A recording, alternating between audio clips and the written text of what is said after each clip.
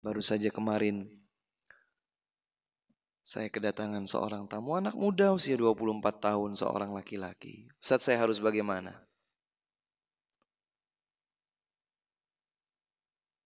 Apakah Allah subhanahu wa ta'ala akan mengampuni dosa saya? Kenapa mas?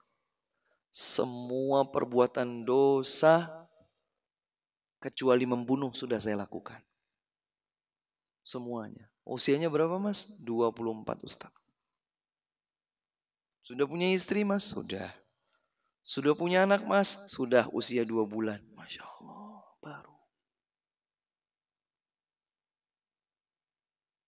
Dengan santainya dia bilang, Ustadz saya tahu dosa. Kalau dosa tidak segera ditinggalkan saya masuk neraka. Tapi itu baru sampai di sini Ustadz. Saya belum tergerak hati untuk meninggalkan kemaksiatan itu. Bisa enggak Allah subhanahu wa ta'ala mengampuni saya? Bisa.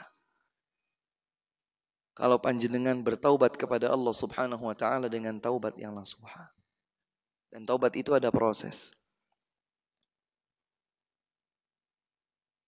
Dan berbahagialah mas, ketika Allah subhanahu wa ta'ala masih menjaga secercah, entah berapa persen secercah fitrah yang ada di dalam jiwa panjenengan. Panjenengan tuh Anda.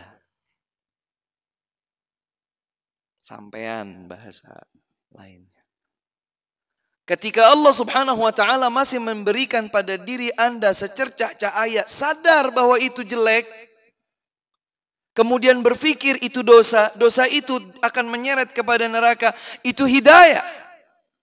Entah berapa persen. Kalau kita sambut hidayah tersebut, selanjutnya bertaubat kepada Allah subhanahu wa ta'ala, Allah ghafur, Allah rahim. Allah maha mengampun, maha penyayang.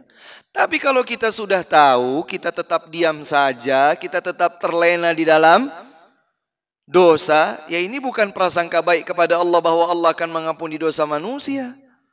Ini namanya terbuai dalam bisikan syaitan. Bertaubatlah kepada Allah subhanahu wa ta'ala.